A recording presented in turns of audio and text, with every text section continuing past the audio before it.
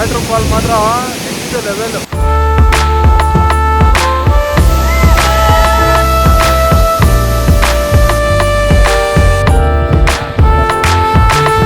Of road ಅಲ್ಲಿ ಓಡಿಸಿದ್ರೆ ಆಯ್ತದ.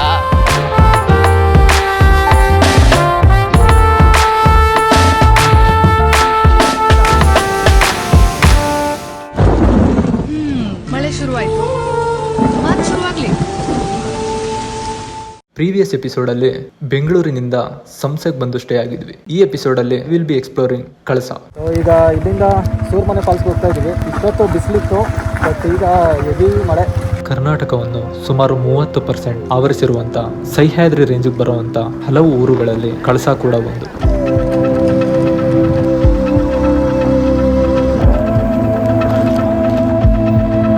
Per person 30 rupees ಅಂತೆ. ಎಷ್ಟೊತ್ತು ಕ್ಲೋಸು?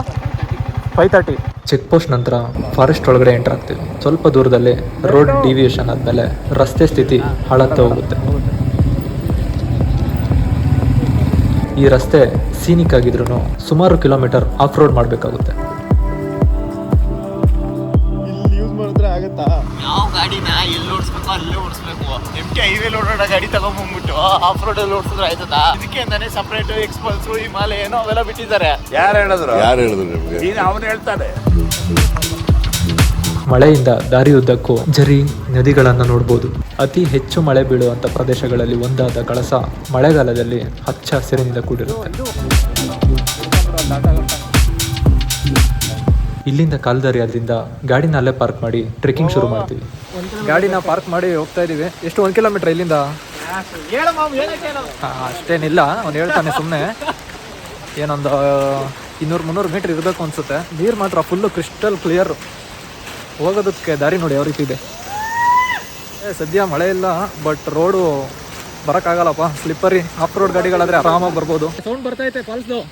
ಈ ದಟ್ಟ ಕಾಡಿನಲ್ಲಿ 5 ನಿಮಿಷ ಟ್ರೆಕ್ ಮಾಡಾದ್ಮೇಲೆ ಸಿಗುವಂಥದ್ದೇ ಕಳಸದ ಹೃದಯ ಭಾಗದಲ್ಲಿರುವ ಸೂರ್ಮನೆ ಫಾಲ್ಸ್.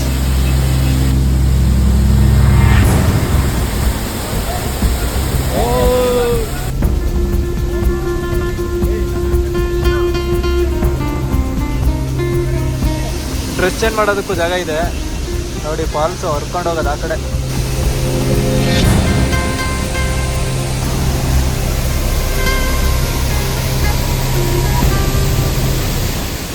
ವಾಟರ್ ಫಾಲ್ ಮಾತ್ರ ನೆಕ್ಸ್ಟ್ ಲೆವೆಲ್. ಹೆವಿ ಸೌಂಡ್ ಬರ್ತಾ ಇದೆ. ನಾನು ಮಾತಾಡ್ತಾ ಇರೋದು ಕೇಳಿಸ್ತಾ ಇದೆ, ನನಗೆ ಗೊತ್ತಿಲ್ಲ.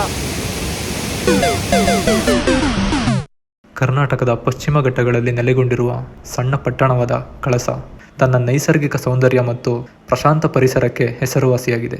ಈ ಸುಂದರವಾದ ಪಟ್ಟಣದ ಗುಪ್ತ ರತ್ನಗಳಲ್ಲಿ ಒಂದು ಸೂರ್ಮನೆ ಜಲಪಾತ.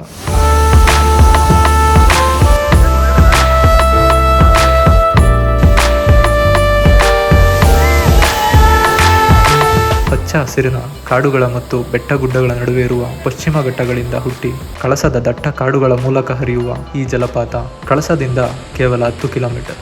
ನಾವು ಬಂದಾಗ ಯಾರು ಇರಲಿಲ್ಲ, ಇವಾಗ ಹೆವಿ ಜನ ಆಗ್ಬಿಟ್ರು. ಇನ್ನೊಂದು ಆ್ಯಂಗಲಿಂದ ಬಂದಿದ್ದೀನಿ ವಾಟರ್ ಫಾಲ್ ನೋಡೋಕ್ಕೆ. ನೋಡ್ರಿ ಹೆಂಗೈತೆ ಅಂತ.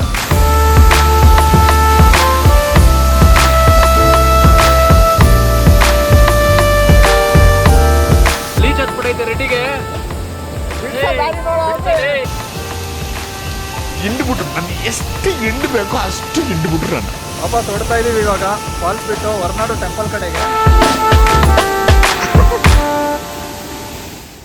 ಸುಮಾರು 2 ಗಂಟೆಗಳ ಕಾಲ ಈ ಸೂರ್ಮನೆ ಫಾಲ್ಸಲ್ಲಿ ಟೈಮ್ ಸ್ಪೆಂಡ್ ಮಾಡಿ ನಂತರ ನಮ್ಮ ಮುಂದಿನ ಡೆಸ್ಟಿನೇಷನ್ ಹೊರನಾಡು ಶ್ರೀ ಅನ್ನಪೂರ್ಣೇಶ್ವರಿ ಟೆಂಪಲ್. ಈಗ ಹೊರನಾಡಿಗೆ ಬಂದಿದ್ದೀವಿ. ಟೆಂಪಲ್ಲು ಕರೆಕ್ಟಾಗಿ 6 ಗಂಟೆಗೆ ರೀಚ್ ಆಗಿದ್ದೀವಿ. ಹೊರನಾಡು ಕಳಸ ತಾಲೂಕಿನ ಚಿಕ್ಕಮಗಳೂರು ಜಿಲ್ಲೆಯ ಒಂದು ಸಣ್ಣ ಪಂಚಾಯತ್ ಗ್ರಾಮ. ಶ್ರೀ ಅನ್ನಪೂರ್ಣೇಶ್ವರಿ ದೇವಾಲಯವು ಕಳಸದಿಂದ ಸುಮಾರು 10 ಕಿಲೋಮೀಟರ್ ಹಾಗೂ ಕೇಂದ್ರಾಡಳಿತ ಚಿಕ್ಕಮಗಳೂರಿನಿಂದ ಸುಮಾರು 100 ಕಿಲೋಮೀಟರ್ ದೂರದಲ್ಲಿದೆ. ಇಲ್ಲಿ ಲಗೇಜ್ ರೂಮ್ ಇದೆ, ಫ್ರೀ ಸರ್ವಿಸು, ಅದೇನೋ ಚಾರ್ಜಸ್ ಏನಿರಲ್ಲ. ಕರ್ನಾಟಕದಲ್ಲಿರುವ ಶಕ್ತಿ ದೇವಾಲಯಗಳಲ್ಲಿ ಒಂದು ಹೊರನಾಡು ಶ್ರೀ ಅನ್ನಪೂರ್ಣೇಶ್ವರಿ ದೇವಸ್ಥಾನ. ಅಮ್ಮ ಅಮ್ಮ ಎಂದರೆ ಅನ್ನ ನೀಡುತ್ತಾಳೆ, ಹಸಿವು ಎಂದೋರ ಹೊಟ್ಟೆ ತುಂಬ ಹರಸುತ್ತಾಳೆ.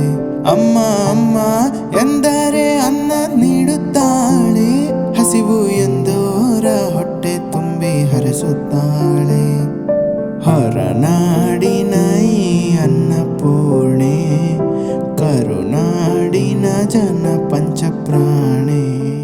ಭದ್ರಾ ನದಿಯ ದಡದಲ್ಲಿರುವ ಮಲೆನಾಡು ಪ್ರದೇಶಗಳಲ್ಲಿ ಪಶ್ಚಿಮ ಘಟ್ಟಗಳ ಸುಂದರವಾದ ಹಚ್ಚ ಹಸಿರಿನ ನಡುವೆ ಇರುವ ಶ್ರೀ ಅನ್ನಪೂರ್ಣೇಶ್ವರಿ ದೇವರನ್ನು 8ನೇ ಶತಮಾನದಲ್ಲಿ ಅಗಸ್ತ್ಯ ಮುನಿಗಳು ಇಲ್ಲಿ ದೇವಿಯ ಮೂರ್ತಿಯನ್ನು ಸ್ಥಾಪಿಸಿದರು ಎಂದು ನಂಬಲಾಗಿದೆ. ಇಲ್ಲಿ ಪ್ರತಿನಿತ್ಯ 3 ಬಾರಿ ಅನ್ನದಾಸೋಹ ನಡೆಯುತ್ತದೆ.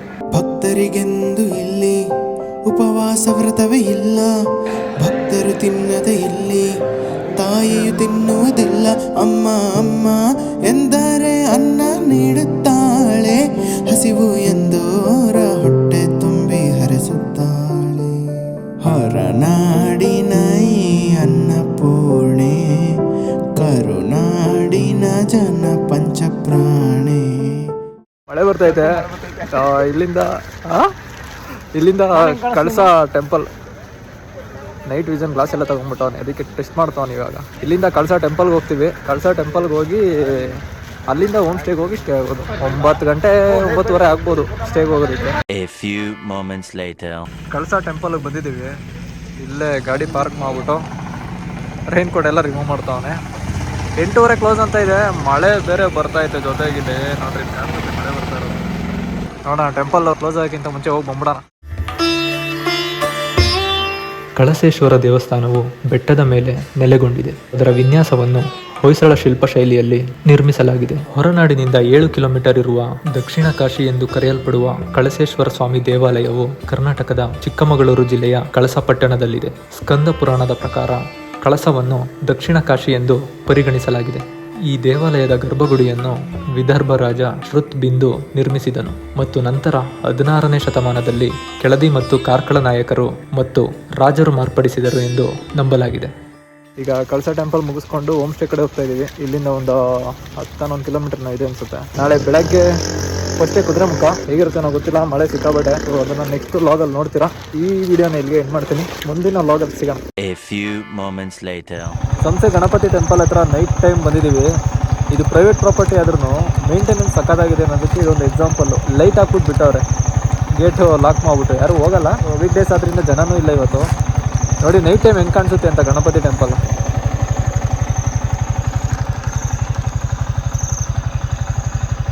ನಾಳೆ ಹೋಗ್ಬೇಕಾಗಿರೋದು ನಾವು ಇದೇ ರೂಟಲ್ಲಿ ಕುದುರೆಮುಖಗೆ. ಇಲ್ಲಿಂದ ಈಗ ಹೋಮ್ ಸ್ಟೇ 1 ಕಿಲೋಮೀಟರ್ನ ಇದೆ. ಹೋಮ್ ಸ್ಟೇ ಅಲ್ಲಿ ಸ್ಟೇ ಆಗಿದ್ದು ಬೆಳಗ್ಗೆ ಲಾಗ್ ಕಂಟಿನ್ಯೂ ಮಾಡ್ತೀನಿ.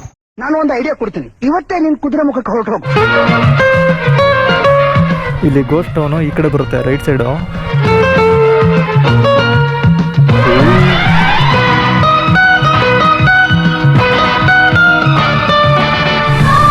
ವಾಟರ್ಫಾಲ್, ಅದಕ್ಕೆ ಫೈನ್ ಕಟ್ಟಿದ್ದೀವಿ. ಇದ್ಯಾವುದಿದು ಲಾರಿ.